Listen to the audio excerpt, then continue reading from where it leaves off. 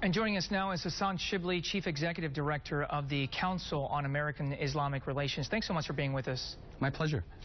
Yeah, it's sad, and we were just talking about this a short time ago. It turns out the threat at the Islamic facility in St. Petersburg, it turns out it was not a necessarily coordinated threat, which is great news. But it's sad, and unfortunately you receive more and more of these threats, especially after an incident like the Paris attacks.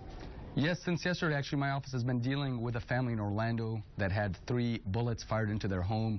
We've been dealing with multiple horrific threats to go and blow up Muslim community centers, to shoot up 2-year-old children, to shoot up elderly men and women.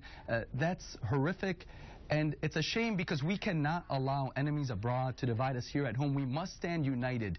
America is one of the best places in the world because it brings together people of different races, cultures, ethnicities to stand together united. We cannot allow our enemies to divide us here at home. We must stand united as one people. And we do have to take these threats very seriously and make sure those responsible for them are held accountable. Mr. Shibly, President Obama said a short time ago during that G20 summit, this is not a war on Islam. But he also said, a couple of minutes after that, the most vicious terror attacks come from people who claim to be true Muslims. What do you make of that? Well, that's absolutely false. I mean, look in America right now. The biggest threat facing this nation is white supremacist groups. Every week we hear about mass shootings. In the last 5 weeks, 3,500 Americans have been killed by gun violence.